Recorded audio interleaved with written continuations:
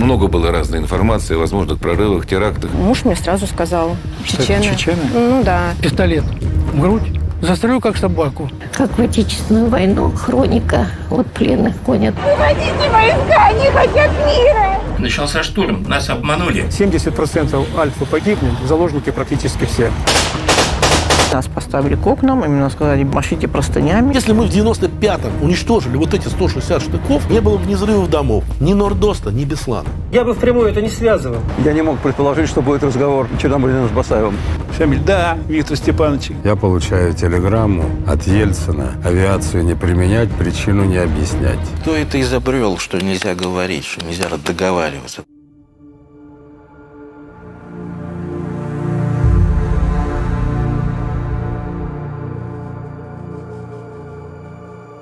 Привет, друзья! Мы в Буденновске. Это большой райцентр в Ставропольском крае.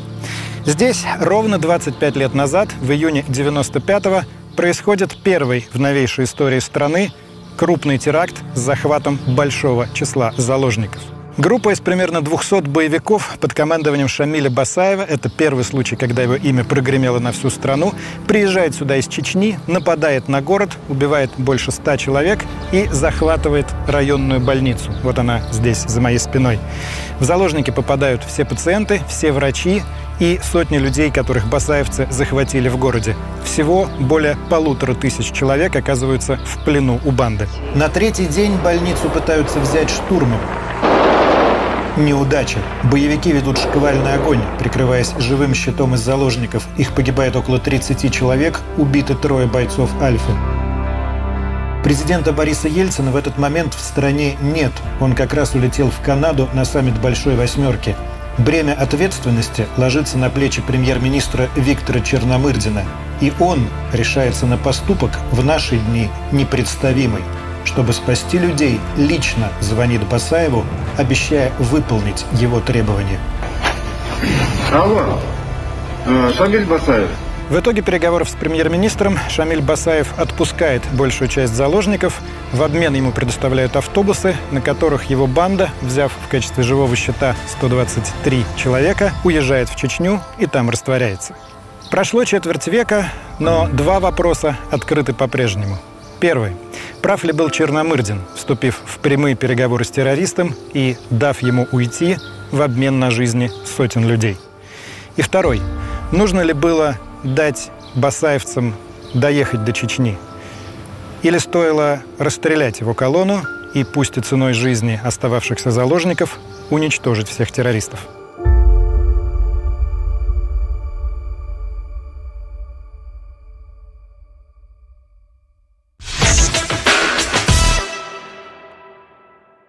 Вокруг нас сейчас такое количество самых разных технологий, которые буквально пару десятков лет назад даже сложно было представить, а сейчас это часть нашей жизни, обыденность. Тем не менее, лично для меня секрет, как работают многие технологические фичи. Например, разблокировка смартфона по лицу. Я, как и многие, пользуюсь этой функцией каждый день. Но как телефон узнает меня? Причем даже если я в солнцезащитных очках. Или набор текста голосом. Сплошной поток звуков превращается в текст. Причем автоматически определяется язык и даже имена собственные. Фамилии, названия городов, разных брендов. Как это работает? И еще одна забавная вещь меня удивляет. Знаете, на сайтах есть вот эти проверки на человечность, когда система спрашивает: вы не робот? Ну вот вроде всего-то нажал галочку, а система все поняла. Это как работает? Ответы на подобные вопросы знают мастера Data Science, одной из самых востребованных профессий в IT. Именно дата-сайентисты разрабатывают все, про что я говорил, и перечисленные технологии — это всего лишь 3 примера того, на что они способны. Освоить эту сложную, на первый взгляд, профессию можно в онлайн-школе программирования Skill Factory. И я сейчас говорю не про очередные там курсы «Выучи Data Science за 3 дня», а про реальное погружение в работу. Обучение в Skill Factory — это большое количество практических занятий, во время которых вас будет поддерживать личный наставник. Трудности и правда могут возникнуть, тут-то он и придет вам на помощь. А после обучения вы сможете стать уверенным специалистом и рассчитывать на хорошую зарплату по отрасли. А Skill Factory поможет оформить резюме и найти работу. По ссылке в описании можете почитать подробнее о курсе Data Science на Skill Factory. А до 15 июля вы можете купить курс с 50% скидкой по промокоду «Редакция». Если вы задумывались о смене профессии, то сейчас самое время.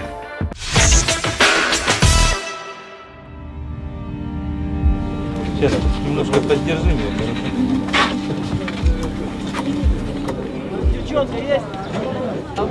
Абсолютно было неожиданно. Вот эта вся ситуация.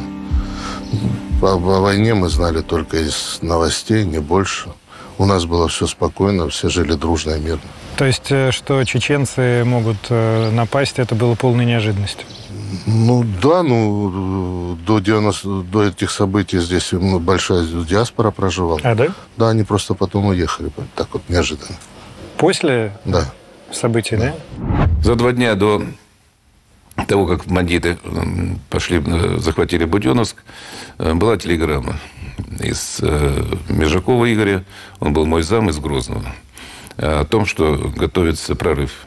Почему же, если вы получили за 2 дня предупреждение, никак не было ничего сделано? Ну, смотрите, на самом деле предупреждение, это вот, что называется, заезженная пластинка, есть такой термин. Люди, много было разной информации о возможных прорывах, терактах, и как-то глаз замыливается. Были данные о том, что возможен будет прорыв. Но как это остановить? Вы понимаете, у нас там была группировка, она доходила иногда до 80 и даже 100 тысяч человек. Но никаких сил не хватит, чтобы закрыть всю республику по периметру. Никаких сил не хватит. В Ставропольский край банда Басаева въехала со стороны Дагестана, вот по этой дороге. Они едут на 3 армейских КАМАЗах, в кузовах крытых стоят плечом к плечу боевики, их почти 200 человек. Вроде бы даже они там сесть не могли, так много народу. И впереди идет 6 «Жигулей», покрашенная как милицейская. Считается, что Буденновск не был их основной целью. Считается, что они шли на Минеральные воды, так потом будет рассказывать сам Басаев. И на этом перекрестке они должны были повернуть налево. Минводы вот туда. По дороге сюда колонна преодолела по одним в среднем 52, по другим даже 68 блокпостов. Их везде пропускают. Потом Басаев хвастался, что мы бы и дальше доехали, но не хватило денег. На самом деле я согласен полностью. Это, конечно, было преступление. Кстати, после этого была серьезная разборка. Ведь Виктор Федорович Ерин прекрасно понимал, что это его милиционеры. Вот, поэтому, собственно, он, как и я, ушел в отставку, ушло все руководство, ушел начальник. Он понимал, что его милиционеры пропустили? Конечно. Мы когда сидели там 2 суток в этом штабе, обо всем, что называется, с ним поговорили. Возможно, на самом деле денег они не платят, а дело в другом. Просто сидящий в 6 боевик, переодетый милиционером, в недавнем прошлом, правда, был милиционером. Он знает, как разговаривать с постовыми, которые их останавливают. И он всем объясняет, что мы, военные, везем из Чечни груз 200, то есть тела убитых. Отойдите, не трогайте, мы с войны идем. Где-то минут за 40 мне позвонили. Я находился в кабинете. Николай Андреевич, прошли 3 КАМАЗа, российские КАМАЗы. На кабинах нарисованы флаги. Ну, знаете, как нарисованы, нанесены. Ну, по всей вероятности, сейчас я уже думаю, мы в тот момент не знали. Нару в боевых действиях где-то они отбили Нара. И шли российские флаги, нарисованные. И машина ГАИ сопровождения. И впереди милицейская ГАИ. Ну, впереди милицейская ГАИ все были нанесены, как говорится, эти необходимые, там, полосы, все. То, что сидели кавказской национальности за рулем, ну что Кавказ, мы на Кавказе. Я в то время работал, и у нас и представители Дагестана, и Чечни, и нагайцы, и все. И действительно, что ребята служили, не смотрели ни национальности. Как бы там ни было, начальник Буденновского ОВД заподозрил неладное. И по рации приказал остановить колонну здесь вот, на Просковейском кругу, это называется вот так это место, и доставить в сопровождении уже настоящих гаишников в ОВД на проверку. Что и было сделано. На этом повороте, роковом повороте, как выяснится вскоре, колонна Басаева идет не налево, а направо. Это дорога на Буденновск.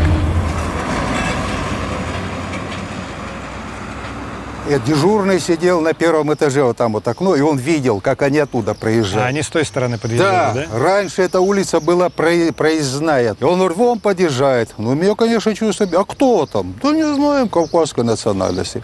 У кого там есть зеленые повязки на голове. Вы что-то почувствовали неладное в этот момент? Чувство тревоги появилось, естественно, потому что не знаем, кто и все остальное. И не предоставили для досмотра. У меня был пистолет, я передернул патроник на всякий случай в кобуру. Я говорю, сейчас я выйду, я буду разговаривать. Я патроник вышел в коридор, прошел метров 20 буквально. И тут я не понял, как землетрясение какое-то. Когда их человек 70 одномоментно начали обстреливать отдел внутренних дел, это непонятно, это показалось, как я вроде... То есть они рассыпались вот по этой улице? Они подъехали сюда, одна машина, да? Другая машина подъехала. И они начали выпрыгивать. Мне впоследствии один говорит, я сидел в машине, ждал, Николай Андреевич глянул, у вас вроде нет, и мне нужно было переговорить. Начали выпрыгивать, огромного роста, Николай Андреевич выше вас. Такие шкафы, говорит, но они в зеленой форме, кто в чем. Вот такие пулеметы, такие ленты висят, говорит. И вот такие здоровые, думаю, откуда они такие? И сразу же работник милиции пошел в дежурную часть. Они с автомата сразу его били. На улице стояли работники милиции, они сразу стали обстреливать. И у них цели отдела внутренних дел не было. И, во всяком случае, наши защищались, тоже стрельба из автоматов, они стреляли в ответ. А дело они не захватили. То есть у них не было цели захватить это здание? Я считаю, что не было цели. А террористы отступили быстро отсюда и двинулись в центр города? Они пошли в центр города, они ездили по улицам, стреляли, не захватывали. Первый акт этой трагедии разыгрывается здесь, на центральной городской площади. Вот это Дом детского творчества, напротив администрация. Вот в ту сторону рынок, туда тоже бандиты влетают, ведут беспорядочный огонь, убивают случайных людей, остальных захватывают в заложники и ведут сюда, вот на эту площадь.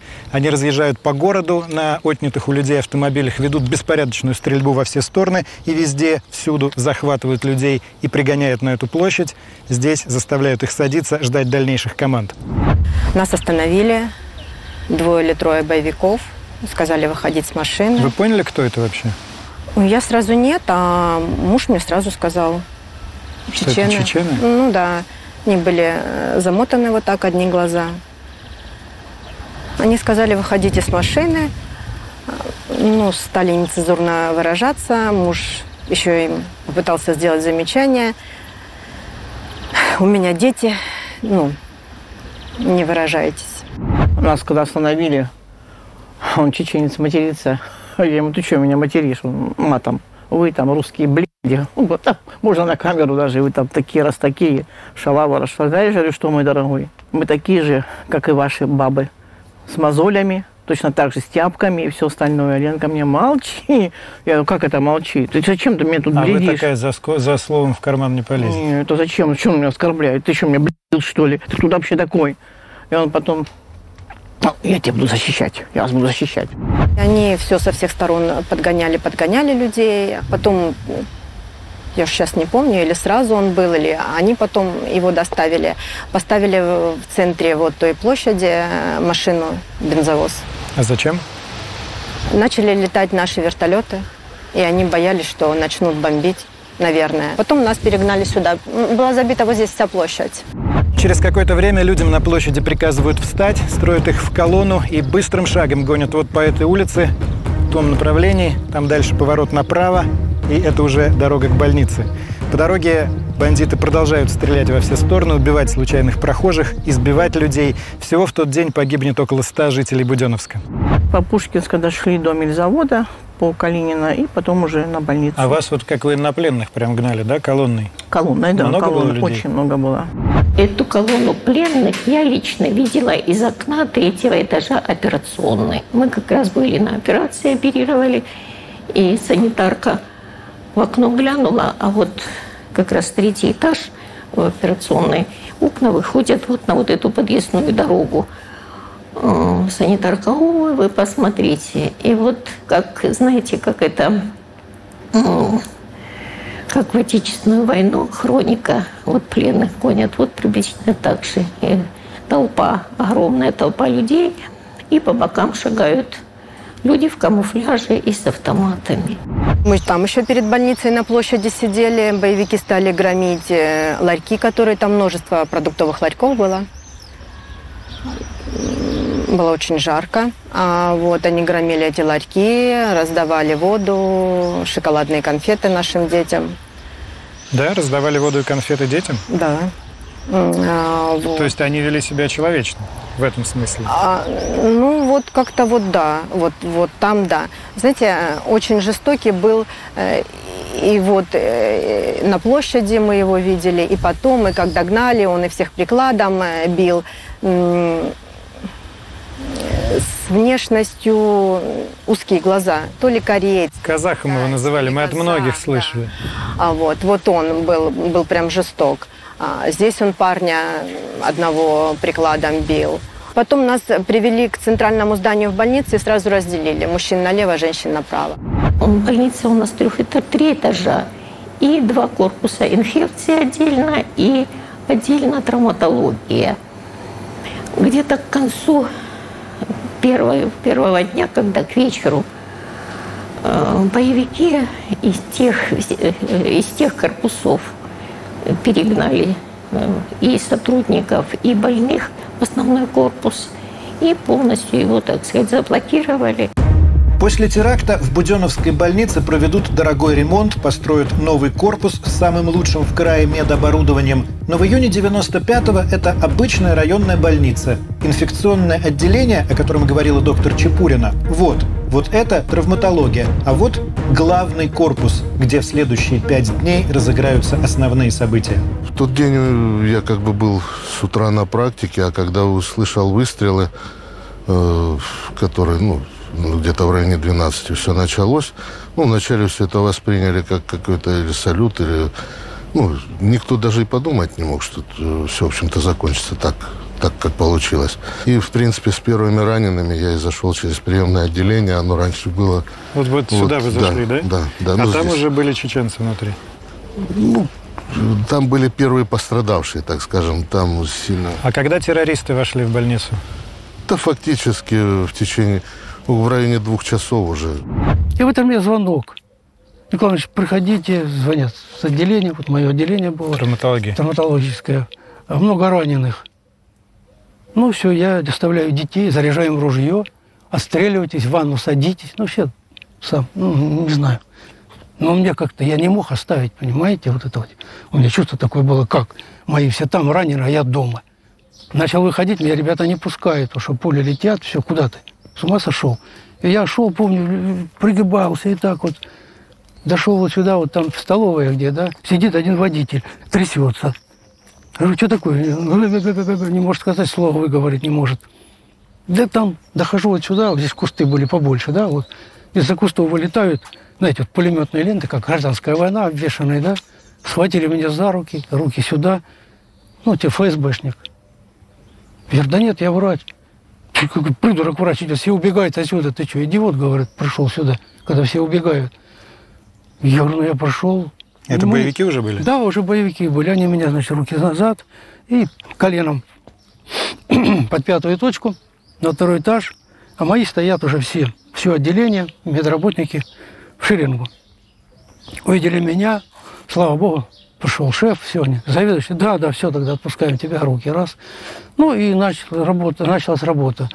Мне дали халат девочки, медсестры, и я ходила по палатам, как медсестра, убирала. Зачем вы это сделали? Как всегда, поверье такое, что медперсонал не трогают. То есть я была в халате. То есть вы чувствовали себя в большей безопасности? Да. Как вы поняли, что вы заложник? Случайно, правда. То есть поначалу все это как-то воспринималось немножко нереально.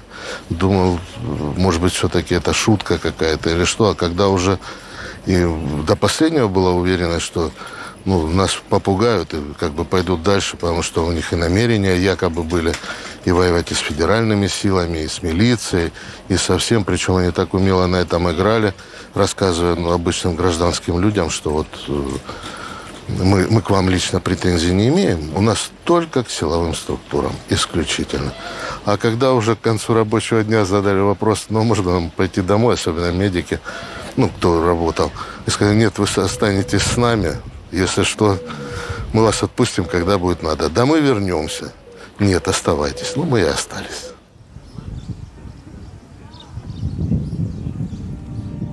Вот главный корпус Буденновской больницы. Он сейчас со всех сторон окружен высокими деревьями. Такое впечатление, что стоит вообще в лесу.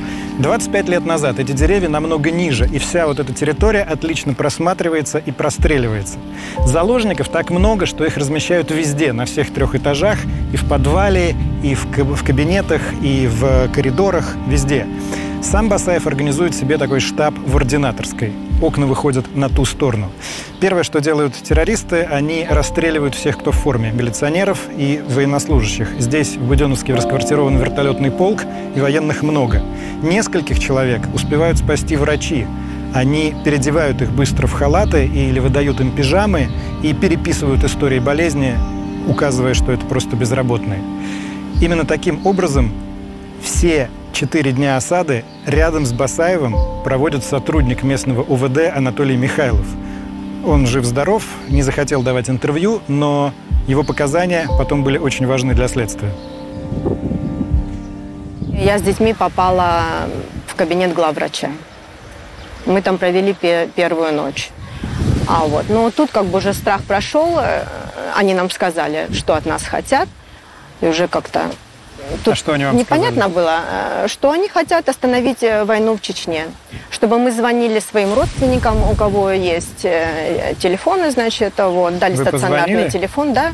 Я позвонила родителям мужа, сказала, где мы, где осталась наша машина. Я сказала, что мы всей семьей. И чтобы звонили во всевозможные станции и говорили, чтобы остановили войну в Чечню. Они только этого хотят, и они для этого сюда и пришли. К сожалению, в общественном мнении сегодня трагедия Буденновска, она свернулась на трагедию вот этого маленького степного городка. И того, что привело к этой трагедии, и того, что случилось после него, по сути дела, нет. И старательно стерто из общественного сознания. А ведь на самом деле вопрос значительно шире, и это трагедия не одного маленького Буденновска, это трагедия всей страны. Потому что началась гражданская война, началась чудовищная совершенно буйня в Чечне, в которой к тому времени, когда отряд Басаева вошел в Буденновск, к тому времени война продолжается уже полгода. Жертвы этой войны за эти полгода – это 20 с лишним, 26 примерно тысяч мирных жителей города Грозного, которые погибли под снарядами и бомбами во время штурма города. Это огромное количество людей, которые погибли в самой Чечне. Это по меньшей мере 1500 наших солдат и офицеров, которые погибли в этой никому не нужной, кроме спецслужб, войне, которую они развязали. Мятежной республикой Чечню стали называть задолго и до Буденновска, и до войны. После распада СССР в 1991-м к власти в Грозном приходит эксцентричный генерал Джохар Дудаев, который добивается, если не юридической независимости, торг об условиях идет между Москвой и республикой постоянно, то максимального уровня автономии. Де-факто к концу 1994-го Чечня не подчиняется никому. Внутри идет междоусобная война между дудаевцами и его врагами, которых периодически поддерживает Москва. Ситуация радикально меняется в декабре 1994-го. По совету силовиков Ельцин решает разрубить узел и вводит в республику войска. Это оборачивается катастрофой. Вслед за провальным новогодним штурмом Грозного начинаются полномасштабные боевые действия и безжалостная партизанская война. Ожесточение с обеих сторон очень быстро доходит до крайности. Вообще нужно представить себе в целом контекст отношения к чеченской войне того времени. В журналистском корпусе не только. Отношение было пацифистское, абсолютно пацифистское.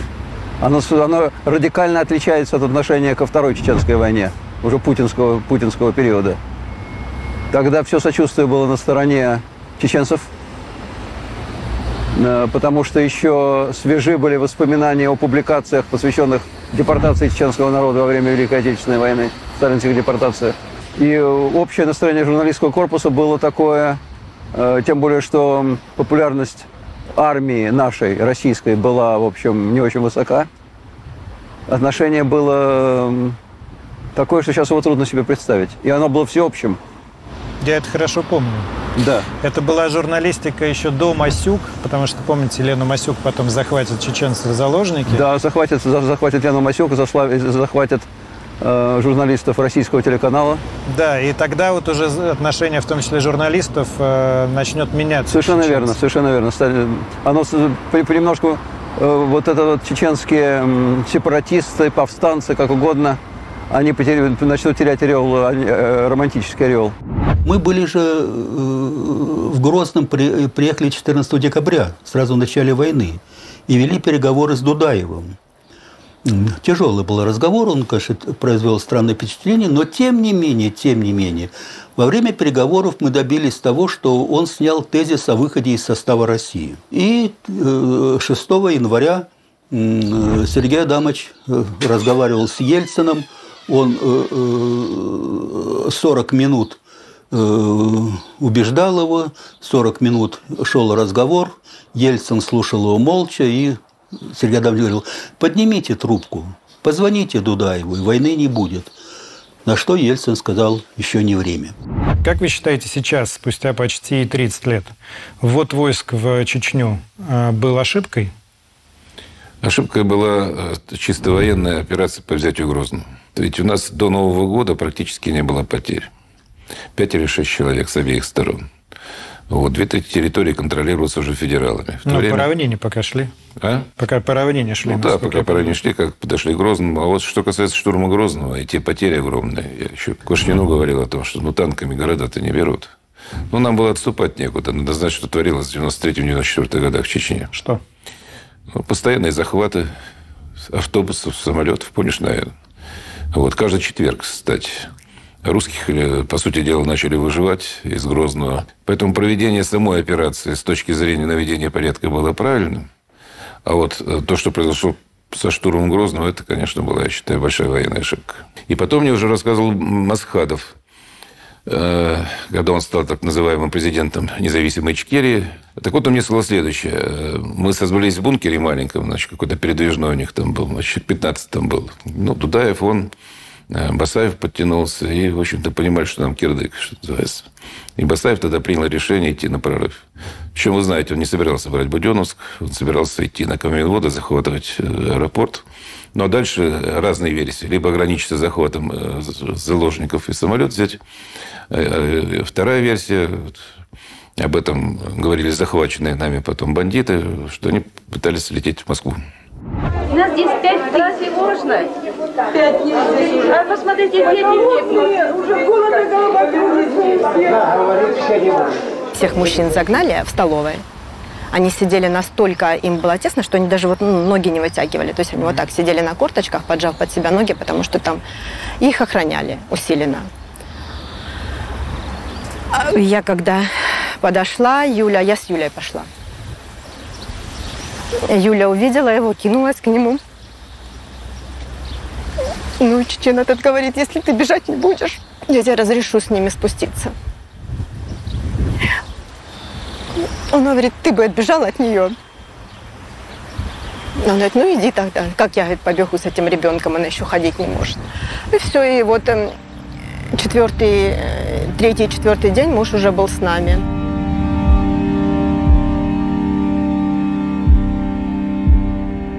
Вот очень важная вещь. Это 95-й год.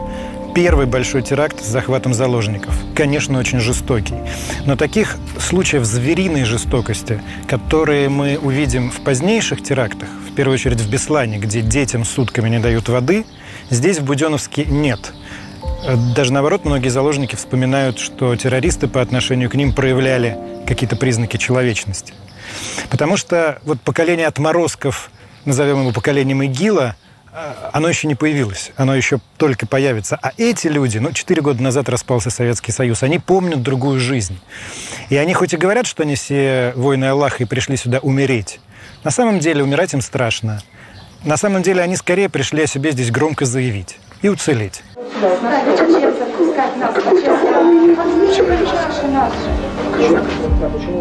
Здесь уже нас посадили. А где вы спали? На полу. Просто на полу, где придете? Конечно, по стенкам. Вы что-то ели за это время?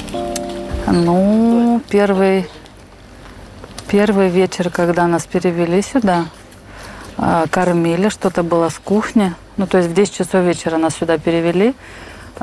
Ну, что там оставалось? Ну, мне досталось 4 десертных ложки какой-то лапши, не знаю. И все. Десертных? Да. И на этом все? Да. А как чеченцы с вами обращались? С вами лично? Очень многие спрашивают по этому поводу, там, хамили там или что-то там такое делали. Ну, не знаю, мы сидели просто у стенок, боялись всяких там движений, лишний раз не старались выходить там на глаза попадаться. Они рассказывали о том, как наши войска, что творят в Чечне, как плохо у них, и с тем, чтобы остановить войну, вот они вот решили вот такой вот шаг сделать. Какое-то сочувствие вы ощущали от этих рассказов? Ну, сочувствие, когда ты сидишь под дулом автомата, я не думаю, что оно особо там появляется. Нет, не сочувствие, наверное, другое чувство. Наверное, мы же многого не знали, что происходит и в Чечне, в той же, и когда ты воочию сталкиваешься с людьми, которые что-то пережили. Удивление, наверное, больше. Разочарование, может быть. Но сочувствие вряд ли. Хотя одна девочка была у них, Рита, я помню, Рита. С ними? Да. Она рассказывала, что у нее погибла вся семья, и она вот таким образом вступила вот как бы в банду и мстит за своих близких.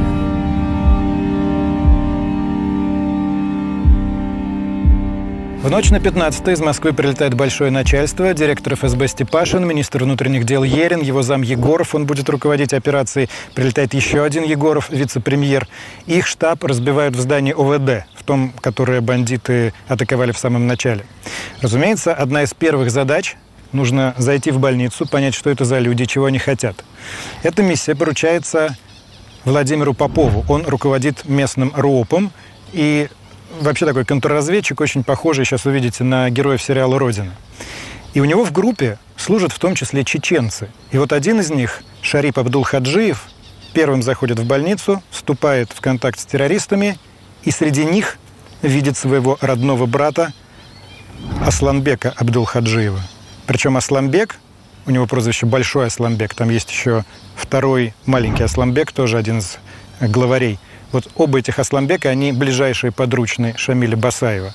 А Шарип пришел со стороны федералов. Представляете, какая встреча? Асланбек, когда увидел, говорит: ты зачем здесь в больнице? А Шарип ему сказал: ты зачем сюда пришел? Хочешь воевать? Иди воюй в город, там, где военные. Там воюют. Здесь женщины, дети, здесь делать ничего. Ну, был инцидент такой, потом как бы все. Они объяснили, что... И до этого уже Шамиль требовал корреспондентов, ему нужен был выход на корреспондентов, поэтому они им сказали, какие условия, что им нужно. И они пришли уже в штаб и здесь уже доложили, что вот такая ситуация. Боевики требуют то-то, то-то, из боевиков находятся такие-то, и они уже обозначили тогда маленького, большого, Абу, то есть всех обозначили, кого не знали, они всех обозначили. Я военно-полевой хирург, у нас была военно-полевая хирургия в институте, мы учили, я знал, что такое экстренная помощь оказана, кому нужно помощь оказать в первую очередь по жизненным показаниям, кому не по жизненным, отсрочить можно ее и так далее. То есть я начал выбирать больных, то есть я проводил, как вам сказать, диагностику сразу и сортировку. Но те требовали, чтобы их даже не то, что раненых, в первую очередь брали террористы, а даже тех, кому же нужно перевязку сделать, понимаете, и в первую очередь. Ну, я возразил, говорю: ребят, ну, как вот, нельзя же, умрут люди, ну, и так. Он подходит ко мне, значит, такой высокий, рыжий, вот, пистолет в грудь, застрелю как собаку, бери вот этого. Я говорю: позови Шамиля Басаева. А они сразу пришли к нам. Шамиль сидел здесь на первом этаже. В какой момент вы узнали, что главный Шамиль? Они сказали сами. Пришел Асланбек, высокий такой. Большой Асланбек. Большой, да, большой Асланбек такой, ну... Я не знаю, что он ему говорил, в сторону отвел. Я его больше не видел. А вы что-то пожаловались ему? Я ему сказал, говорю: он меня убьет, дальше что, кто будет оперировать, кто будет делать. И не мешайте, говорю, пусть он не мешает. Зачем он мешает? Мы никого, мы сделаем все, что нужно. Что у нас есть, мы окажем помощь квалифицированной на высочайшем уровне. Только не мешайте. И он ушел. Он мне сказал: работайте, доктор, никто вас трогать не будет. Почему вы доверяли этим чеченцам? которые с вами работали? С первого дня я как бы сказал, говорю так, если когда-то, хоть единожды я вас обману в чем-то, значит, все наши отношения заканчиваются. Если вы меня обманете, та же самая ситуация. Что были у вас за отношения? Чисто человеческие, доверяли друг другу, больше ничего не было. Вы быстро узнали, что Басаев возглавляет банду? Конечно. То есть, как они пришли, уже с этого момента уже знали. Ну, вообще, кто знает историю Басаева, он профессиональный террорист и захватывал самолет еще при советской власти. Кстати, у него был так называемый батальон Абхазия, который в 1992 году кровище напускал во время войны с Грузией. И Ардзима покойный вручил ему золотую звезду Героя Абхазии. Ну, кое-кто, видимо, из наших товарищей с ним работал-то там. Но не в ФСБ и не ФСК. Из наших товарищей в какой момент кто-то с ним работал? 92 год, Грузия. Первые, вторые сутки боевики требовали корреспондентов, чтобы в пресс-конференцию организовать, чтобы они выдвинули свои требования. В штабе, знаете, вот как-то вот так вот, вроде бы обещали в 11, нет корреспондентов, обещали в 12, обещали в час, и где-то, наверное, в 2 часа. А Басаев сказал, что если не пропустят корреспондентов, будет расстреливать заложников. Причем через каждый час по 5 человек. И вот когда в 2 часа уже, так сказать, еще который 3-й, по-моему, срок, когда обещали, заложников не было, они из подвала вывели 5 ребят и расстреляли их.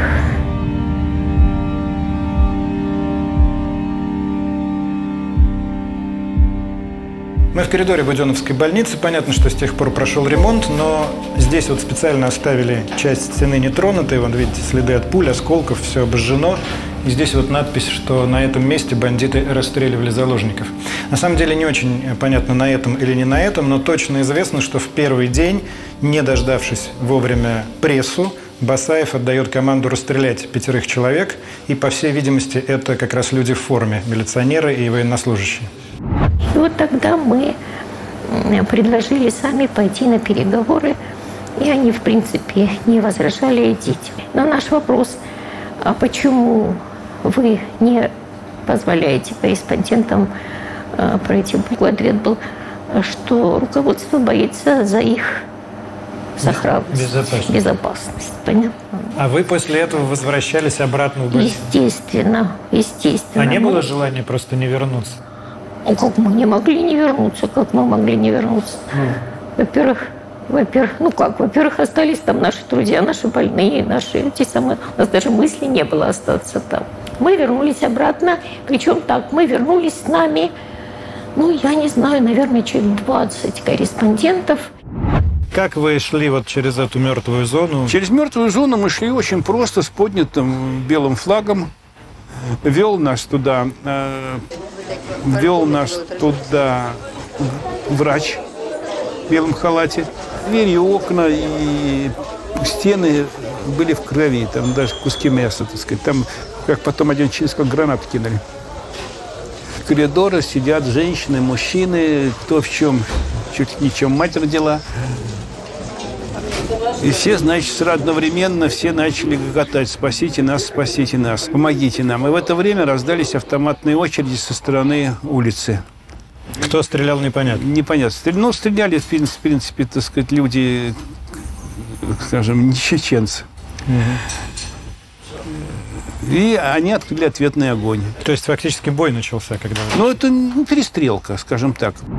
Кто стрелял, не знаю, но я тут как раз поймала шальную пулю вот в этот момент. В горло у вас было ранение, да? Да, сквозное ранение было. В принципе, наверное, Богу угодно было, что это все обошлось-то, в общем-то. Пришли, мы нас первых посадили, рассадили, так сказать, мы там потолкались немножко, телевизионщики, там камеры свои каким. В общем, друг другу мешали, скажем так. Когда все это устаканилось, то пришел Басаев с охраной, значит, сзади него стояли люди с автоматами. Вам сказали, что это Басаев? Но мы уже знали тогда, мы уже к тому времени, так сказать, уже, в принципе, знали, что это Басаев. Даже если бы не знали, мы поняли, что это Басаев, потому что он сел в центре, был первым. То есть было понятно, что это главарь? Да, конечно, да. И что Басаев, он начал говорить или читать? Нет, Басаев, так сказать, читать ничего не стал. Он монотонно, так и фактически опустив голову в стол, начал рассказывать, что это... Он сделал все это для того, чтобы остановить бойню, войну в Чечне. Он громко говорил, тихо? Тихо. Причем мне показалось, что он с нами разговаривал, скажем так, через губу. Господи, чего ж вы мне надоели? Если бы нужно было, если бы нет, я бы с вами вообще век бы не видел. То есть он производил впечатление военного человека, да? Да. Он производил впечатление бандита. Вы знаете, есть такие вот бандиты, ну, можно сказать, воры в законе или пахан, которые держат в кулаке все, что им принадлежит, или то, что они собрали в кучу.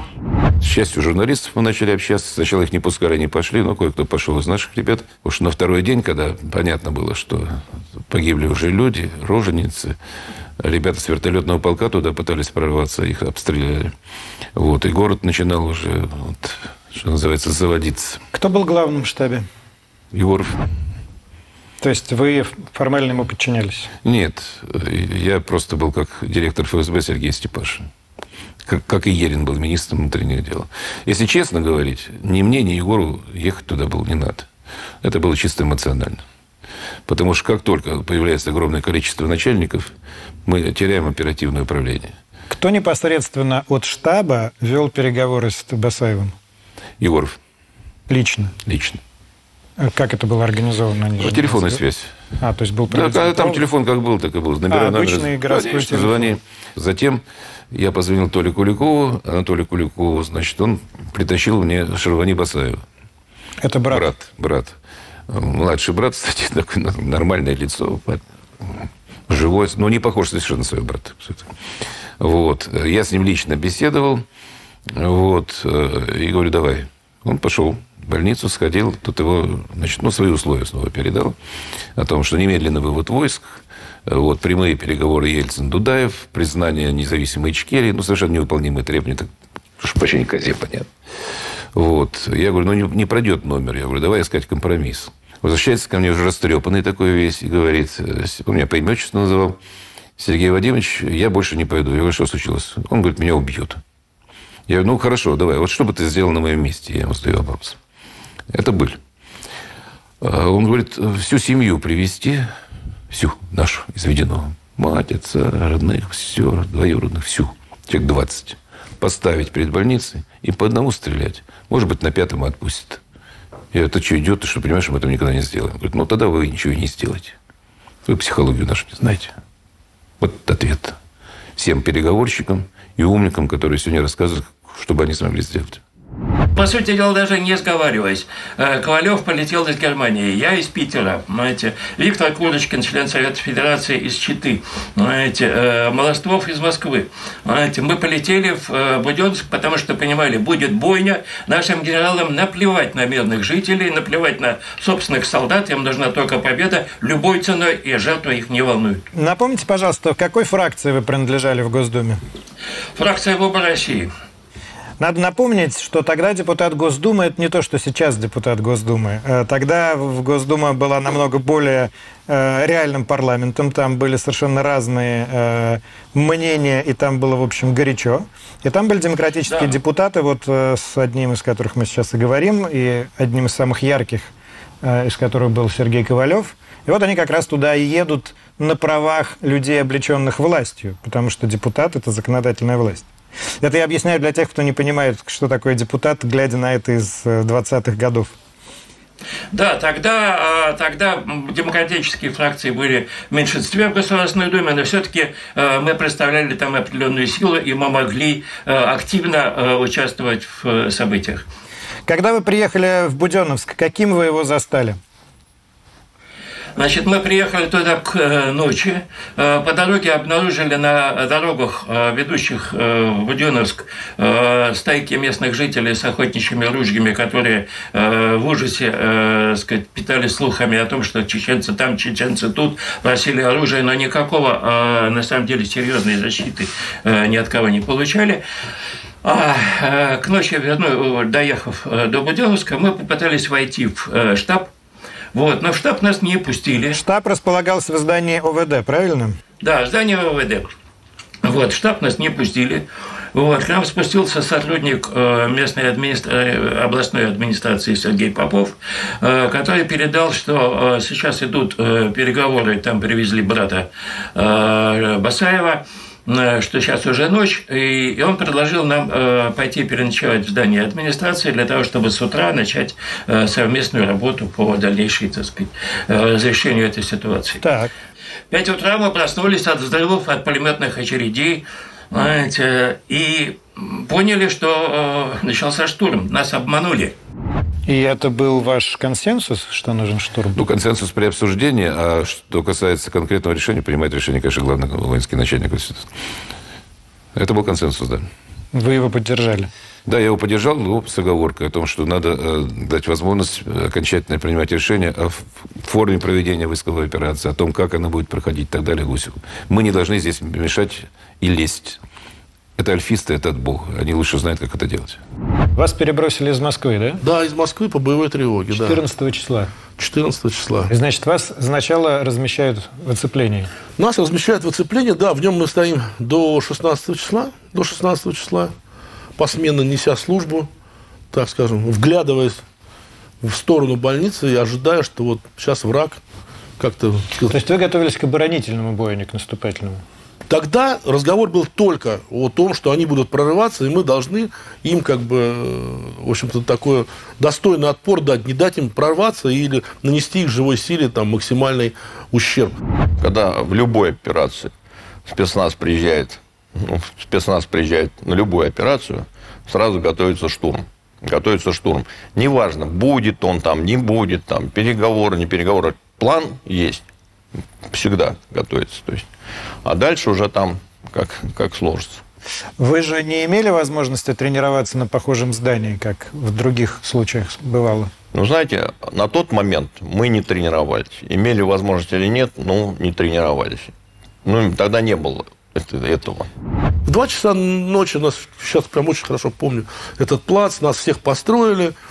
В каждое подразделение пришел командир, аэрофотосъемка, подходим с этой стороны. Задача там, нашего там, конкретно отделения была именно выдвинуться на исходный рубеж, и по команде «Штурм» мы должны были гасить огневые точки противника. А из-за ваших спин выдвигались? Да, из-за наших спин выходят другие тройки, наши товарищи, да. И по лестницам? И по лестницам, там, кто там с помощью там, живой лестницы, в общем-то, как получится. А у вас же был план операции по устранению Басаева, расскажите. Да, это было, значит, вот когда после первого захода, первый раз, когда мы зашли, естественно, вот это все смотрели, у нас задача стояла, это Абу, потому что Абу очень дерзкий был, и Шамиль. А Асламбек одного-второго нейтрализовать, а маленький Асламбек, он афганец, он служил в спецназе. Как бы, я же говорю, с ними еще можно было как-то разговаривать. А как вы их планировали ликвидировать? То есть мы на утро 17 числа должны были зайти, провести еще раз разведку на второй заход. Мы должны идти были с оружием, со спецсредствами и должны были уже ликвидировать. Но вы понимали, что вы, скорее всего, погибнете тоже? Наверное, да. А хотя, кто его знает. Многие-то уже были, как бы, уже со многими поговорили. Если бы даже так получилось, наверное... Даже если бы наш план, к примеру, не сработал, можно было бы штурмовать и сказать, вот они завалили операцию, поэтому мы начали штурм. Понимаете? Но перед штурмом, еще до этого времени, я разговаривал с Гусевым, командиром Альфа, Александр Владимирович, по-моему. Вот. Я ему задал вопрос, говорю, перспектива штурма, если будет штурм. Он говорит, 70% Альфа погибнет, заложники практически все. То есть они понимали, что может произойти от количества заложников, от количества боевиков, от их оснащенности, вооруженности и так далее, и так далее. Ребята сказали, да, мы идем, все. Я вернулся назад, зашел в штаб. На личном пролете я встретил начальника службы участковых Михаяна Владимира Карапетовича, а мы с ним соседи еще по дому, он выше этажом жил у меня. А он шел, у него в руке был лист бумаги там, я говорю, Карапетович, ты куда торопишься? Он говорит, штурм 4 часа будет. Я говорю, как штурм? Подожди, какой штурм? Он говорит, штурм будет. И я бегом опять возвращаюсь. Генерал как сидел, просто сидел на полу, ноги протянул так. Я говорю, Владимир Николаевич, вы почему молчите, что будет штурм? Он говорит, Володя, поздно. Я говорю, Владимир Николаевич, нельзя этого делать, там женщины, дети. Он говорит, колесо запущено, меня никто не слушает.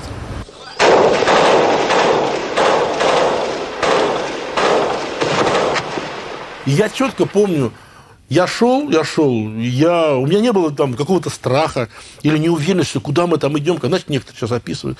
Там, мы понимали, что мы все умрем. Ничего подобного. Я четко понимал, нас там 100 человек, у нас слаженное боевое подразделение. Там, мы люди, которые выбрали эту профессию. Мы готовы были воевать и готовы были выполнять команду и приказ, и, в общем-то, побеждать. Я сейчас у многих вот своих товарищей спрашиваю, а вот кто-то вообще знал, что, например, там их 160 или там 180 человек? Некоторая часть людей говорит, да, мы знали, что там 2000. А вы знали? Нет. Подождите, вот. Как так? Вы идете на штурм, и вы не знаете, сколько у противника бойцов? Я сейчас говорю вам о том, какая была у меня личная информация, как у пулеметчика. У меня приблизительно было вот, в голове такая вот, максимум 20, максимум 30. Где-то в 3:30 сработала радиостанция милицейская, и два сотрудника между собой разговаривают, один второму говорит, ну что, штурм 4 часа будет? И им кричат, выключи радиостанцию, как их только не обзывали. Где-то около 3 минут они разговаривали. Но обычно понятие такое, тангента, нажал, говоришь, отпустил. То есть случайно зажалось, да? Сел, обычно садятся на нее. Да, сел, просто сел. А чеченцы тоже слушали это? А у них радиостанции были, они что, милиционеров позабирали радиостанции. То есть они хорошо знали, когда будет штурм? Да, они знали. И мы стояли, ждали на улице. Когда я узнал, что будет штурм, я узнал об этом от боевиков, собственно говоря. Они готовились? Конечно, они знали. Якобы они в рации скорой услышали, что там переговоры наших спецслужб, да, что будет, в общем-то, штурм. И они поэтому, я, честно, знал, но я не думал, что это будет так. И... Как это было? Неожиданно. То есть просто все загрохотало, для все меня полетело? Лично неожиданно я услышал «Ура!» и началась стрельба. Ура? Да, ура. Ура. Снаружи? Да, снаружи. Слышала, да, крики «Ура!». Мы проснулись все от этого. И стрельба со всех сторон? Да, началась стрельба, но, естественно, мы тоже не совсем поняли сразу, что происходит. Но потом уже, когда посыпалась штукатурка, и когда раненые появились, и все так в мгновение это все произошло, тогда уже, да, конечно, мы были шокированы тем, что крик «Ура!» просто куда, на кого, куда «Ура!», куда вы идете? Мы начали из-за капитального здания, которое находилось буквально в 30 метрах от фасада здания, начали аккуратно, не издавая лишних звуков, аккуратно выходить на исходный рубеж. Буквально мы, наверное, отошли, я не знаю, наверное, метров 7. И попали просто под жутко шквальный огонь. Наверное, если бы это была ночь, то от летящих трассеров стало бы светло просто как днем. Потом, когда мы уже после боя вышли, вот этот Старлей, он говорит, мы там были солдатиками в Чечне, уже потеряли там солдат, но, говорит, то, что мы увидели вот когда начался бой, и вообще во время боя, он говорит, он даже мне написал, он говорит, мы тогда еще думали, неужели в Сталинграде такая же плотность огня была? То есть, представляете, каждое окно превратилось в огневую точку. И они по одной команде, почему-то не дав нам выйти до конца всем, видимо, я думаю, испугались. Они лупанули из всего, Они первые начали стрелять? Конечно. Я правильно понимаю, что когда подразделение штурмует фактически 4-этажное здание, вы для верхних этажей оказываетесь как на ладони, даже если вы залегли? И даже для первых этажей и для подвалов. Потому что, знаете почему? Там же сейчас вы видели деревья. Да. А там были прутики. То есть прутики. И, соответственно, эти прутики, да, они как траву скашивали. Там, пулеметы 50 метров, 100 метров. Повезло. Повезло кому-то, да. То есть кому-то, скажем так, кто-то погиб, ребята, да, точно. И тогда, чтобы не стреляли, нас поставили к окнам, именно сказали, берите, машите простынями. И вот мы стояли, да. Стояли, махали простынями. Обязательно. И кричали, не стреляйте, все. И что вы видели перед собой, стоя в окне? А что мы могли видеть? Солдаты били, люди стояли, все, туман, дым от огня, все. Жить хотите? Вставайте и кричите, не стреляйте. Вы встали? Видимо, поняли. Конечно, встала. Вы подошли к окну? Подошла к окну. Со мной тоже люди стояли, несколько человек.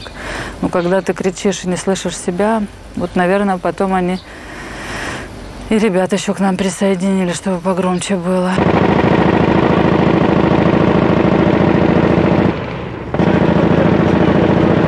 Я перед собой реально увидел, по крайней мере, на цоколе возле решеток люди были просто привязаны.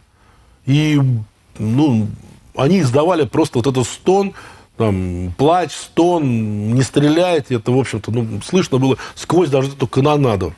И поэтому я вот очень хорошо помню, потому что я себе сразу представил, что вот есть огневая точка противника. Я вижу, что из спины заложника стреляют. Но я-то себе четко понимаю, ну, у меня же не иголка, которую я там тыкаю в бумажке.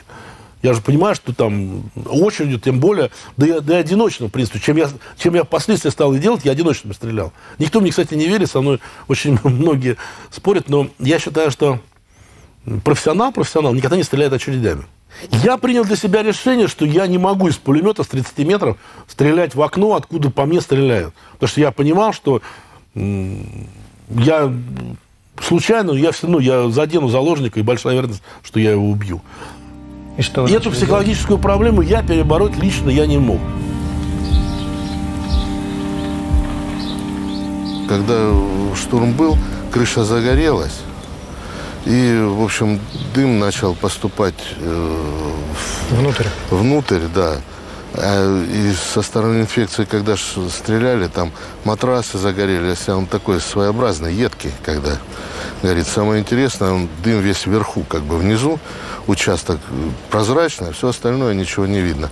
А в терапии большое количество людей было, ну, так скажем, с затруднением в движениях, поэтому мы их на матрасе перетаскивали. Вначале вытащили их, часть вещей, которые они не смогли вынести, люди вынесли в фойе, а дальше уже занимались тушением пожара, в общем, ну и ликвидацией последствий. Тут, в принципе, пожар мы потушили.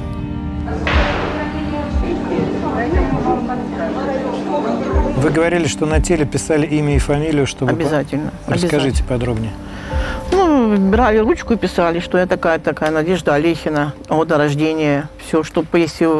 Потому что это смерть была. Мы же трупы видим, мы же видим, как нас убивают. Чтобы потом могли меня опознать мои родственники. Все.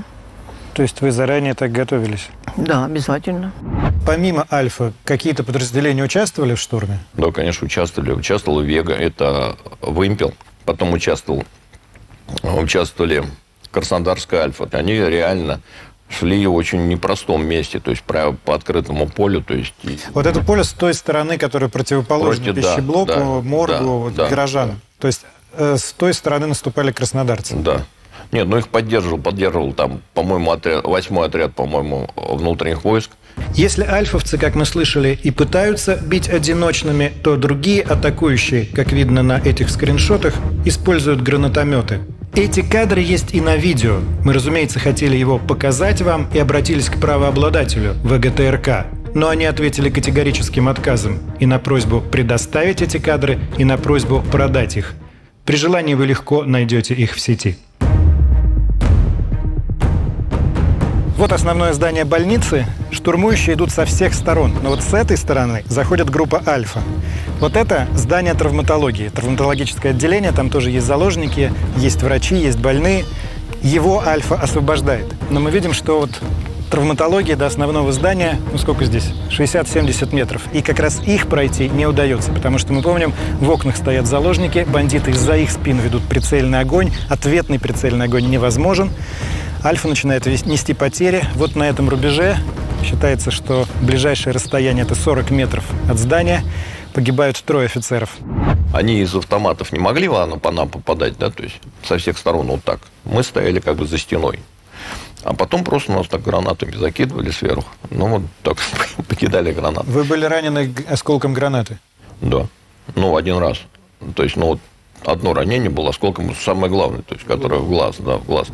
То, что я там увидел, так скажем, развеяло все мои романтические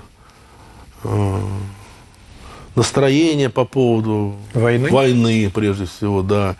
То есть я для себя окончательно вот точно понял, что война не бывает ни красивой, ни справедливой, ни честной, ни правильной. Война это это грязь. Это... Вот это когда не понимаешь, где враг, где свой, где чужой. Это, ну, можно одним словом назвать бардак. Понимаете, когда на самом деле ты стоишь за капитальным зданием, там выглядываешь в сторону противника, который ведет на тебя огонь, и тут же сзади, в общем-то, по кромке кто-то стреляет, потому что ему захотелось пострелять. Это война. Вот война именно такая. И моя, как бы, ну, моя личная романтика, она, как бы, так скажем, ушла. Мы вообще не думали, что все это закончится. Мы считали, что...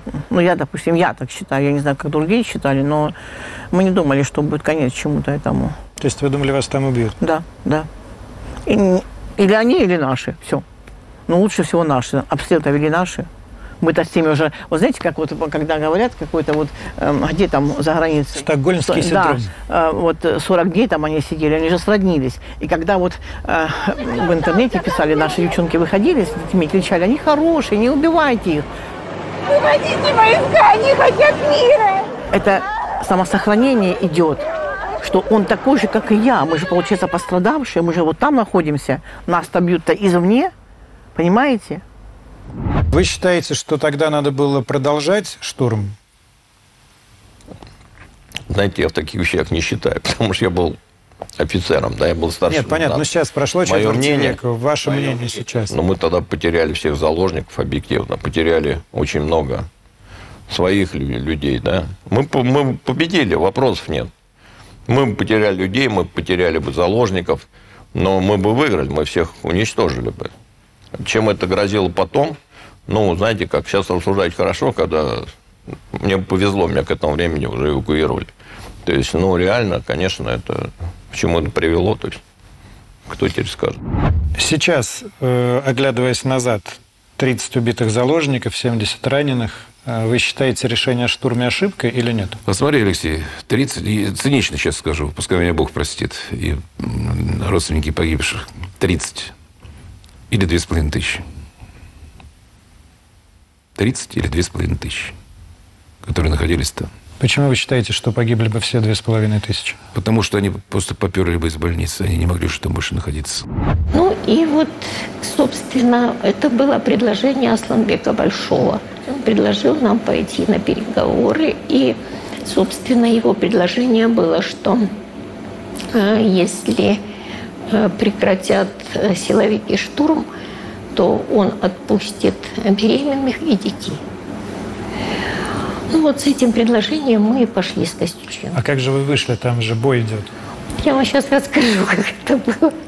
Взяли простынь, нарисовали на ней губной помадой крест красный. Ну и боевик дверь входную открыл, вот так машет, идите. И вот мы как выскочили и бегом с этим флагом. И вы благополучно добежали? Да? Вот туда мы добежали благополучно. Там нас подхватили, в принципе, и я уж точно не помню, но каким-то образом нас доставили в штаб. Из дверей больницы выскочили двое врачей в белых халатах с белым флагом на палке. Это были Костюченко и Чепурина как раз? Да, это были именно они. Вот, и они, озираясь, побежали примерно, ну, вот в мою сторону, где я находился, где я там прятался за недостроенным зданием. Знаете. Вот, и бежали они сюда, кстати говоря, бежали, в общем-то, по заминированному полю. Вот, и это был уже не первый их поход, это героические совершенно были люди. Вот, они выскочили где-то ближе ко мне, я вышел им навстречу, подхватил их, и увел уже, так сказать, из зоны огня. А их била дрожь, они их просто колотило. Они кричали, что вы делаете? Где команда, где офицеры?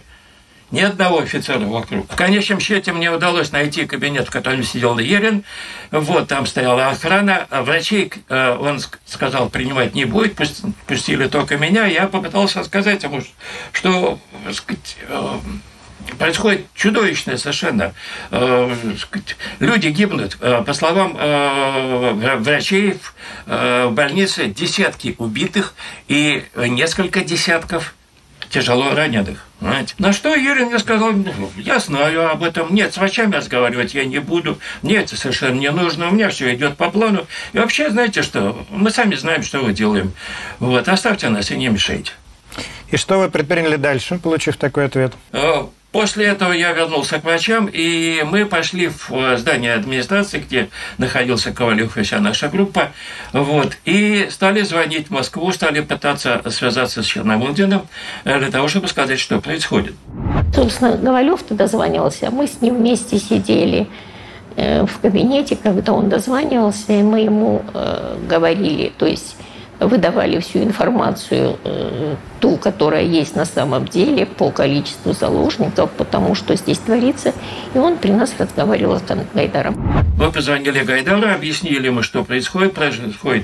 Произошел неудачный тяжелый штурм, десятки людей погибли. Вот. И тогда он уже связался с Черномырдиным и сказал ему, что на самом деле происходит. После этого целый день мы продолжали переговоры с Черномырдиным через Гайдара и непосредственно напрямую. Вы напрямую говорили с Черномырдиным? Ковалев. То есть Черномырдин перезвонил Ковалеву, и они уже общались напрямую? Да, к вечеру напрямую уже разговаривали напрямую. Вот. И тогда, в конечном счете, к вечеру, уже ближе к ночи, мы получили прямое указание от Черномырдина. Ковалев получил прямое указание от Черномырдина. Он поручил ему идти на переговоры с Басаевым и договариваться о спасении заложников. И вот в этот момент вы отправились в больницу, да? На следующее утро только. Все хотели жить, все абсолютно, и в том числе и Шамиль. Это вот можно делать вид, но Шамиль, отдать должное, он очень хороший психолог, очень хороший психолог. Он понимал, он соображал, что делает. И видно было, что они все хотели, особенно после штурма. Просто надо было видеть их. Даже тот момент, вот когда заводил я Кашпировского Анатолия Михайловича, когда он пытался гипнотизировать там. Кашпировский сидит, он так ногу за ногу, значит, пристально смотрит на Шамиля. Большой раз так рукой толкнул и говорит: Анатолий Михайлович, ну что не получается? Он говорит: нет. Когда закончилась конференция, я подошел, говорю: Анатолий Михайлович, он благодарю, там, то-сюда, все. Стали уходить, и он уходит. Женщина кричат: Анатолий Михайлович, оставайтесь с нами. Он говорит: нет, у меня важнее дела есть там. И на выход. Короче, Кашпировский хотел загипнотизировать Басаева, но ничего не вышло. Да, получается так, да. Он как бы, наверное, пытался. Значит, мы вошли туда, поднялись по лестнице, дошли ординаторскую, в которой сидел Басаев со своим ближайшим окружением. Вот. И Басаев сказал: пройдите по больнице и посмотрите, что ваши тут натворили. Ну, понимаете, натворили, конечно, не только наши. Натворили сначала они, ворвавшись в город, и по меньшей мере 30 с лишним человек во время захвата города погибли. Вот. Но спорить сейчас об этом в тот момент смысла не имело. Мы пошли посмотреть, что произошло в больнице. А в больнице, во-первых, войти было туда, просто идти по больнице было сложно, потому что люди сидели, лежали, стояли, там протискиваться надо было переступать через раненых, через убитых, через лужи крови. Что касается Басаева, он, честно говоря, в той встрече очень нам не понравился. Я могу сказать, почему. Мы с ним разговаривали. У него был здесь погон, и там написано было что-то по-арабски. И Ковалев спросил: а что это? А, это рекламная пауза. А там была цитата из Корана. То есть цитату из Корана он назвал рекламной паузой. То есть было понятно, что это глубоко циничный человек. То есть это все для него было просто мишура. Абсолютно. Глубоко циничный. И такое впечатление у нас сложилось о нем. Поэтому он не представлялся нам симпатичной фигурой. И то, что мы поехали и стали переговаривать, вовсе не потому, что он нам был симпатичен. Ковалев сказал Басаеву: хорошо, я понимаю, надо искать выход из положения. Но давай сначала все-таки ты должен сделать, шаг. Освобождай женщин и детей. Он подумал, говорит: хорошо, но только после того, как я услышу от Черномырдина о том, что он согласен на прекращение огня и дальнейшие переговоры. Вот, поэтому вот этот разговор, который все видели потом уже по телевидению, это был тот разговор, после которого он и отпустил последнюю партию женщин и детей из отдельного отделения. Это было 111 женщин. Тут ведь ситуация совершенно дурная. Ельцин пьет водку в Галифаксе. Смешит, когда я посмотрел, уже приехал, так сказать, в видео, как он смешит Клинтона, мне, честно говоря, плохо стало. Вот, ну, на полном серьезе. Перекинул Ельцин все на Черномырдина. Черномырдин хозяйственник. У него, естественно, одна мысль в голове – спасти людей. В России победившего Путина нет даже таких определений. Но в 1995 году Черномырдин один из тех, кого называют политический тяжеловес. То есть это человек, который при определенных обстоятельствах мог бы претендовать на пост президента. Кстати, через несколько лет после описываемых событий такой шанс у Черномырдина действительно будет. Что касается Ельцина, то до сих пор так и непонятно, почему он принимает решение лететь в Галифакс, уже зная про захват в Буденновске. Сам он так до конца дней этого и не объяснил. Черномырдина оставляют на хозяйстве. Он действительно хозяйственник. Выходец из, еще одно забытое определение, красных директоров. Всю жизнь провел на директорских постах в нефтегазовой отрасли. Большой начальник. Один из создателей «Газпрома», кстати. Разумеется, лично очень богатый человек. Все понимают. Но у людей той эпохи еще жив, как бы это сказать, обкомовский стиль. Вот этот, знаете, быстрый переход на «ты». Водочка по праздникам, крепкое словцо в узком кругу обязательное. Ну, все вот это. Большой стиль, короче. И что было у них, чего совершенно нет сейчас, и чего даже сейчас невозможно представить, это ощущение, что все мы в недавнем прошлом советский народ. Мы не просто одна семья, мы единомышленники. Вот мы делаем вместе какое-то общее большое дело. И что бы ни случилось, в конечном итоге всегда можно сказать: товарищ, ты что, с дуба рухнул? И мне кажется, что вот эта советскость, она и делает, в принципе, возможным разговор премьер-министра с террористом. Вам звонят и говорят, что вас хотят видеть в кабинете Черномырдина? Я не помню. Вы знаете, я не буду врать. Детали того, кто мне позвонил или написал по факсу, или кому-то позвонил я. Я не помню сейчас, как я туда попал. Факт тот, что я попал к нему в кабинет. Это был кабинет Черномырдина рабочий? Да. В Белом доме? Да. Конечно, когда я туда ехал, я не мог предположить, что будет разговор с Черномырдиным, с Басаевым. Он снимает трубку и говорит: Шамиль Басаев, ты меня слышишь, да? Да, насколько я помню, он говорил на «ты». Здравствуй, Шамиль Басаев, что-то в этом роде. Алло, Шамиль Басаев. Басаев сидит в кабинетике у главного врача. Я к нему зашел, и тут зазвонил телефон. Так, я прошу тишину, сейчас у нас с Москвой разговор. Ну, он берет трубку.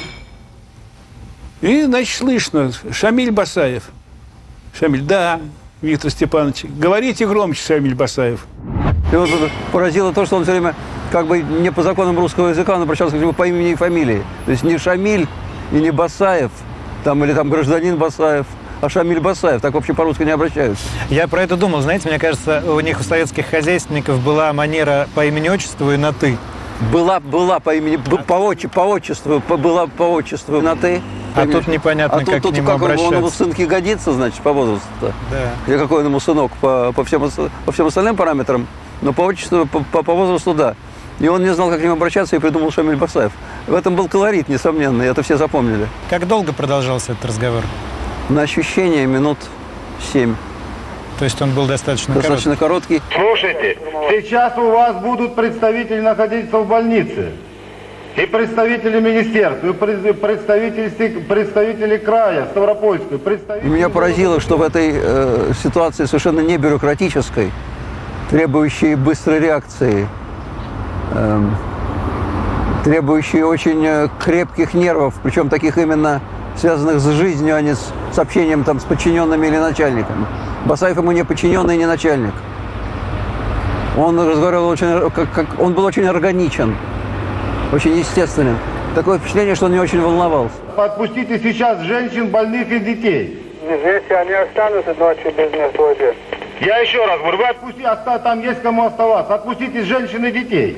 Вы знали, что Черномырдин лично позвонил Басаеву по такому? Я видела по телевизору его. Там, где в хирургии, там у него стоял такой небольшой переносной телевизор. И он разговаривал, мы видели Черномырдина и Басаева. Как вы узнали о разговоре Черномырдина? По телевизору. Все в штабе узнали по телевизору? Конечно, включили телевизор, увидели. То есть штаб, Егоров, командующий операцией, не знали о том, что Черномырдин будет звонить? Для нас это была неожиданность. Да, безусловно, это потрясающе по телевизору. Не, мы включаем ящик. Нам говорят, включайте ящик. И вот, слышишь, мы сидим, смотрим. Орелики, генералы песчаных карьеров. Они же подписали соглашение. Черномырдин подписал после того, как подписали соглашение, где поставили свои подписи и Ковалев, и Басаев, и представители администрации Буденновска. Поэтому, в принципе, ну, не знаю, почему тут неожиданно. Это очень даже ожиданно. Соглашение подписано, и Черномырдин звонит. Потом долго, целые сутки почти идет торг, да? Составляется договор, кто что должен, кто как себя ведет. Как это все происходило? Камнем преткновения сказать, вот на этом первом этапе было то, что сначала Басаев, еще разговаривая с журналистами, когда была пресс-конференция после штурма, вот, он сказал, что первым его требованием было немедленный вывод войск из Чечни. И Ковалеву пришлось разговаривать к вечеру по телефону с Басаевым и убеждать его в том, что он предъявляет невыполнимые, хотя бы просто технически невыполнимые требования. И в конечном счете Басаев согласился: да, я понимаю, что технически это невозможно, поэтому я снимаю это требование. Ну, в общем, с трудом составлялось это соглашение. Потом Виктор Степанович звонит, я поехал с ним разговаривать по телефону. Вот по закрытой связи? По закрытой связи, да. Все. После этого заложники, точнее, ну, не заложники, а те, кто готов с бандитами. Заложников они отпускают? Отпускают, да. Мы подгоняем автобусы Икарусы. Они не были оборудованы, хотя тут версии разные. То, что они ломались, потому что это Икарусы. Вот. Оборудовать мы просто не успели. В смысле, оборудовать чем? Чтобы не доехали. То есть заминировать? Ну, можно и так сказать.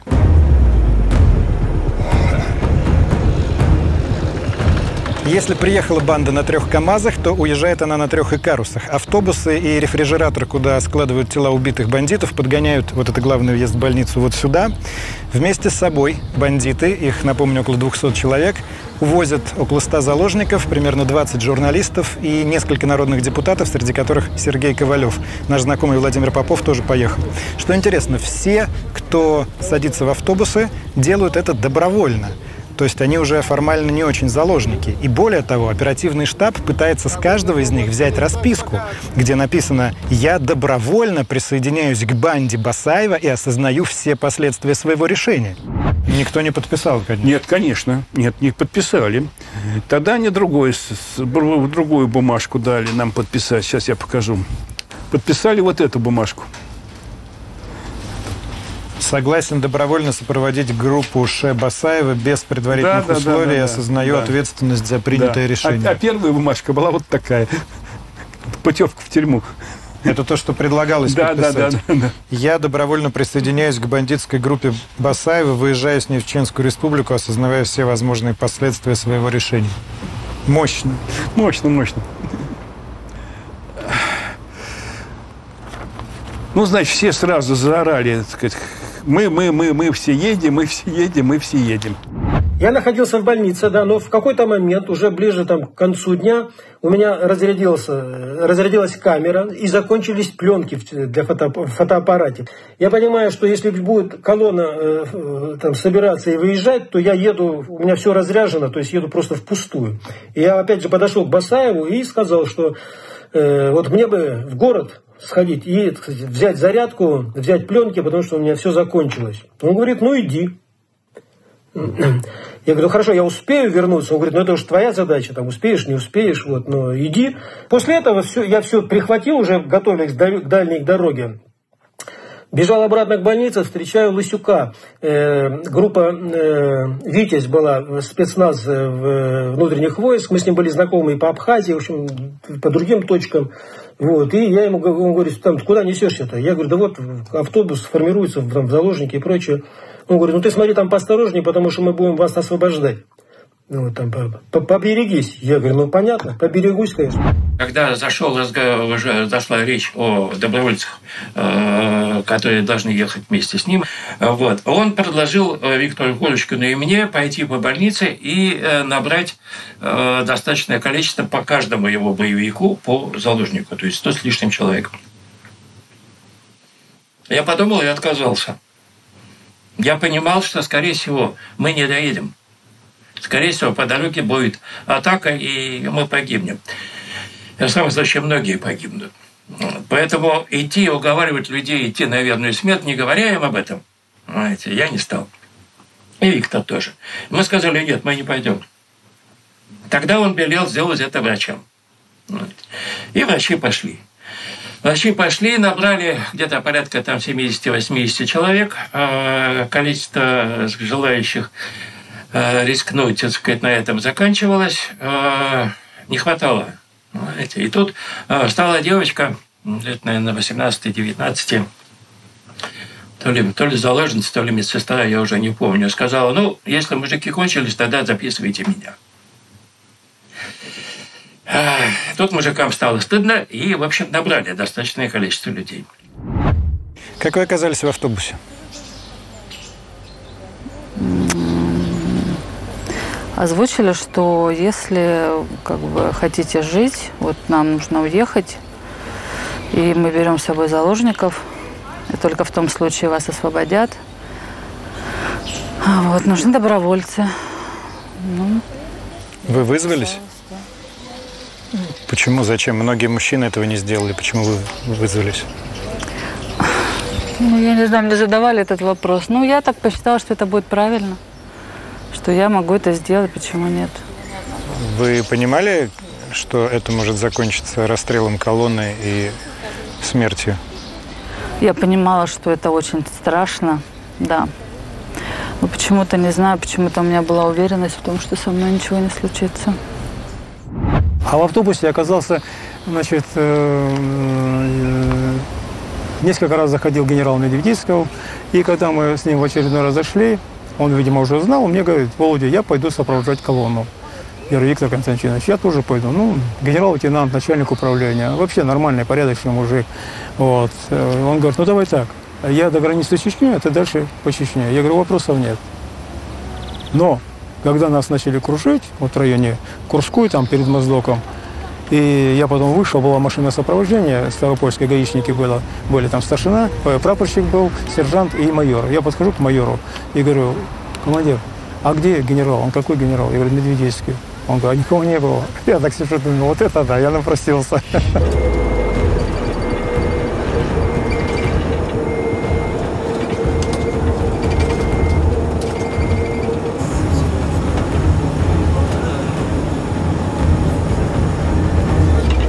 Колонна выходит из Буденновска и по той же дороге, что боевики приехали, едет в сторону Чечни через Дагестан. Пути им будет 2 дня. То, что колонну собираются штурмовать, всем очевидно. Над ней постоянно баражируют вертолеты. Несколько раз они даже заходят на боевой курс. Вдоль дороги виднеются военные, боевая техника. И известно, что приказ об атаке постоянно, многократно, мучительно обсуждается в самых разных кабинетах. Но его так никто и не отдает. Павел Родичев, который был комендант Буденновской, начальник командир, да. Ему звонит какой-то начальник, не представляясь, так сказать, и говорит, что поднимай вертолеты, и как только колонна отъедет на несколько километров от Буденновска, так сказать, уничтожить. Ну, что Родичев говорит? Пожалуйте, приказ письменный. Логично. Ну, я еще перезвонил. И все? Нет, не все. Через полчаса еще звонок. С вами говорит генерал Иванов. Иванов, если вам неизвестно, то это псевдоним военный был и у Жукова, и у Сталина. А это кто был? А это неизвестно, кто был. Генерал Иванов. Он говорит, я вас не знаю. Будет приказ письменный, я подниму вертушки. Но на всякий случай, вот вертушку одну поднял. И письменного приказа так никто и не отдал? Нет, если был письменный приказ, был бы другой разговор. Они хотели представить дело так, что вертолетчики сами Да, это совершенно верно. Так вместе мы убили их товарищей.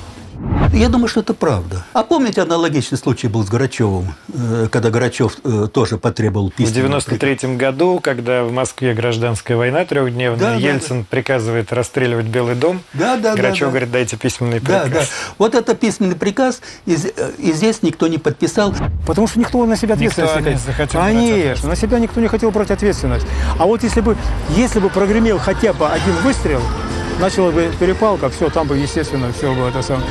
На границе Осетии, в самой Осетии, уже непосредственно там через километр, примерно через 1,5 километра после границы Осетии, уже стояла засада, которая должна была разгромить всю колонну. Вот. Но дело в том, что Галазов, который был тогда президентом Осетии, он не хотел, чтобы это произошло на его территории. У осетин с осетними народами были очень напряженные отношения.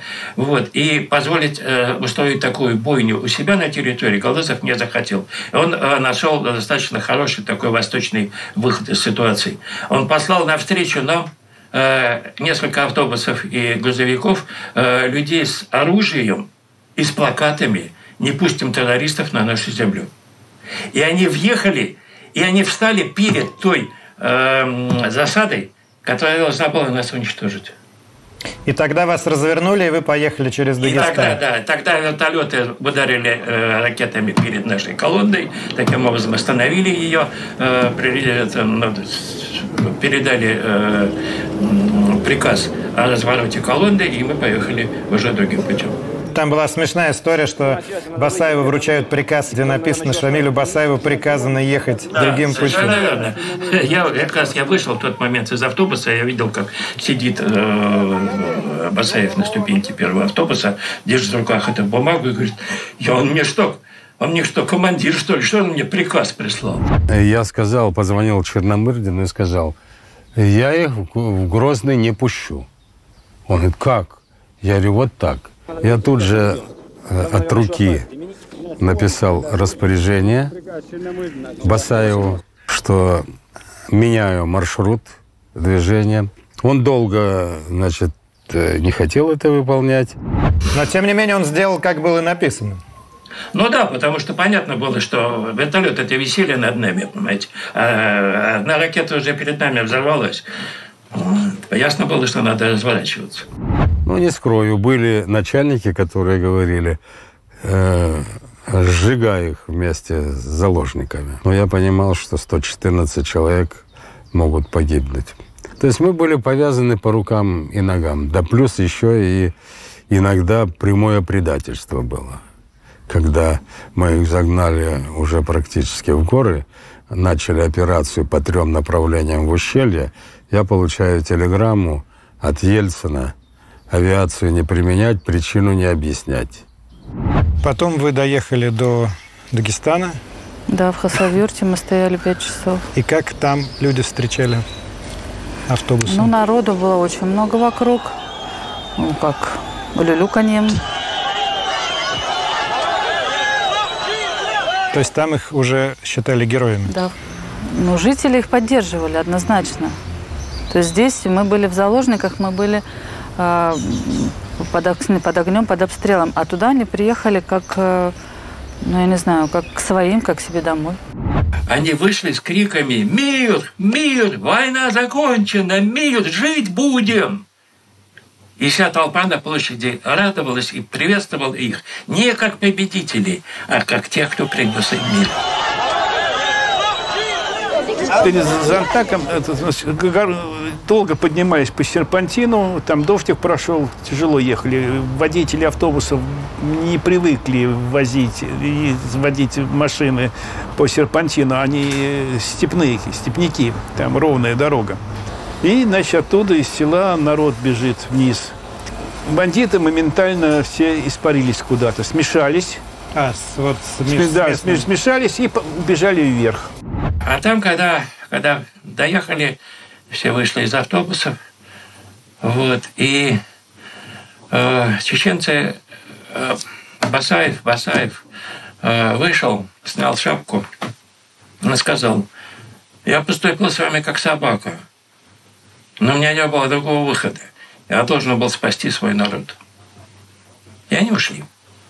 А мы поехали назад.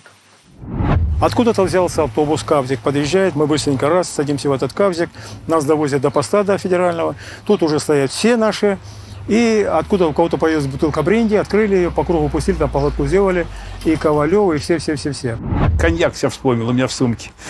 Пустили по кругу из горла. Кто был в кружке, тот и пил. Даже Сергей Адамович, по-моему, так сказать, схлебанул. И где-то около 12, наверное, 21-го мы приехали уже сюда. Как вас тут встретили? Ну, люди были все на площади, автобусы зашли туда. Встречали как, со слезами. Те, кто остались живы, из автобуса выходили. Мою маму я увидела. Она тоже там была на площади. Она до последнего момента вообще не знала, что со мной, потому что сколько списков писали, сколько переписывали. Меня не было ни в одном списке.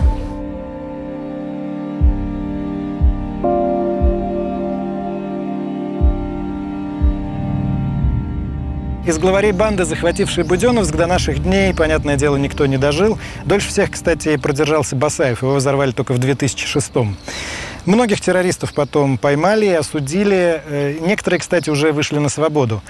Но многих так и не поймали. И по неофициальной, но довольно надежной информации, они, в общем, до сих пор довольно спокойно живут в Чечне. Во всяком случае, я знаю 5 точно, и где они находятся. Это они в Чечне? Они в Чечне, да. Но они, естественно, ходят, они прячутся. Они же понимают прекрасно, что рано или поздно придется отвечать. Хоть и 25 лет прошло. Вы считаете, придется? Придется. Однозначно придется. Ну, если честно, была какая-то непонимание. Была какая-то обида, что они безнаказанно уходят. Была обида, и мы так между собой как бы и разговаривали. Даже если вдруг бы наши, то мы уже были готовы как бы и помочь внутри, попытаться на них напасть, как-то отобрать Серьезно? оружие. Да, то есть как бы такие мысли, разговоры были, ну так между собой. Если мы в 95-м уничтожили вот эти 160 штыков и Басаева, во-первых, мы уничтожили огромное количество боевиков, а во-вторых, мы не дали бы им вот это вот вкус победы. Мы не потеряли бы их как минимум 10 лет. Не было бы Второй Чеченской войны. А не было Второй Чеченской войны, вы понимаете, не было бы ни взрывов домов, ни взрывов метро, ни Нордоста, ни Беслана. Абсолютно. Не было бы ни Нордоста, не было бы ни Первомайских Зарей. Почему? После этого Шамиля не было. Шамиль завел всех. Шамиль был лидером в этом плане, был Шамиль лидером. Ну и он же лично не участвовал ни в Кизляре, ни в Нордосте, ни в... А организатором-то он был. Я бы впрямую это не связывал, потому что в Чечне было довольно большое количество полевых командиров, которые могли себе позволить такие кровавые теракты, которые потом произошли. И сваливать все на Басаева, что он все организовал, ну, это такая, на мой взгляд, очень упрощенная схема, очень удобная и упрощенная схема, что все организовал потом Басаев. Вот. Организовали бы, наверное, и до Басаева, потому что главное ведь не Басаев в этом смысле, главное причины. А причиной была Чеченская война. Поэтому, да, не было бы Чеченской войны, не было бы никакого Басаева и никакого Буденновска. Если бы тогда террористов уничтожили, Нордост и Беслан случились бы все равно? Конечно, все равно.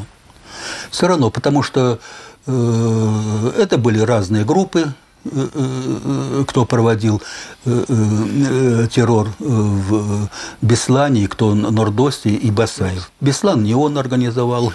И не случайно Руслан Аушев договорился с Масхадовым, и Масхадов уже ехал. Почему быстро решили провести штурм Беслана, потому что опасались, что подъедет Масхадов и договорится, и не будет.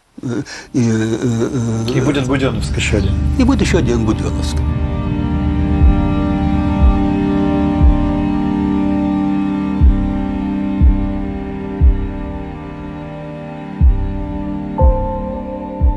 Я до сих пор воюю. До сих пор бывает, что-то такое снится. Очень долгое время не могла находиться около открытого окна просто. Вот у меня как паническое какое-то такое было состояние. Все, вот когда в комнату заходишь, как-то автоматически искала место, где безопасно. Какие-то вам предлагали отпуск, реабилитацию, компенсацию после этого всего? Ну, компенсацию я какую-то получила, там, я уж не помню, 600 рублей, что ли, это было. Справка Алехиной Надежды Николаевны в том, что она по уголовному делу о нападении на Буденновск признана потерпевшим. Так, ну, и на основе этой справки что? Написано здесь, что материальная помощь 600 тысяч рублей, протокол номер 8 от 4 июля 1995 года. Это до деноминации. 600 тысяч рублей – это 600 рублей на нынешние деньги. Компенсацию вам заплатили за все? 600 рублей. Как и всем, да? Да.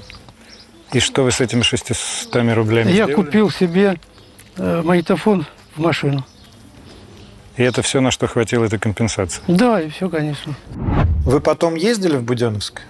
Виктор Степанович ездил, я нет. Самая тяжелая поездка была, которая за всю его деятельность политическую на посту премьер-министра.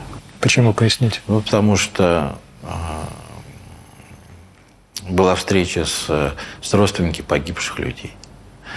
Ему в лицо высказывалось то, что напрямую, так скажем, в сердцах, в отчаяниях, в слезах, что власти нет, что допущено было вот это, что никто нас не защитит. Вот. Понятно, что эмоциональная составляющая была на пределе.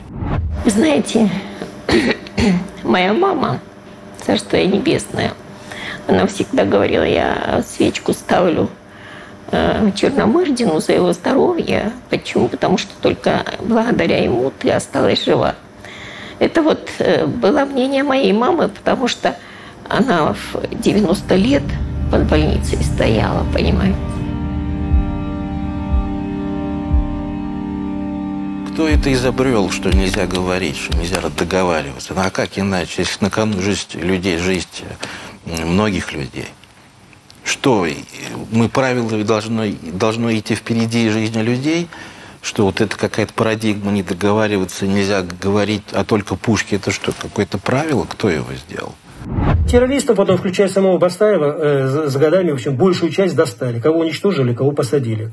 И в этом смысле Черномырдин показал силу власти. Потому что сила в чем заключается? Не в том, чтобы всех уничтожить, а в том, чтобы спасти. Вот в этом, на мой взгляд, не допустить, а уж если допустили, то спасти. Вот он спас. Потом уже был Первомайск, как вы знаете, где уже руководил Ельцин. И не столько Ельцин, сколько окружающие его силовики. И чем это закончилось, тоже все знают. Когда там силовиков, заложников освобождали с помощью авиации, артиллерии там, и так далее. И провалили все, что можно было провалить, потом положив кучу людей. Сколько мама об этом рассказывала уже потом, это очень страшно. Это очень... Я очень рада, что не помню ничего из тех дней. Просто у меня сейчас ребенок такого же возраста, мой. И, 10 месяцев? Ну, практически год. Год ей. И я не знаю, я бы, наверное, не пережила.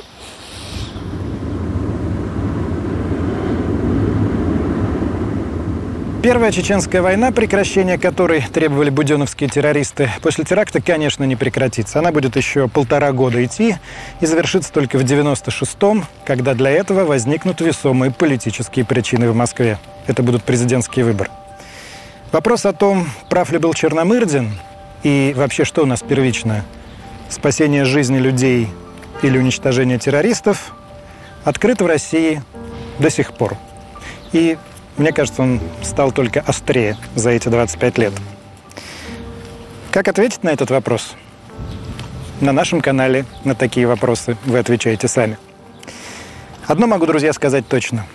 Больше никогда в нашей стране премьер-министр не будет говорить с главарем террористов, сколько бы жизней ни стояло на кону. Это редакция. Комменты, лайки туда. Скоро увидимся.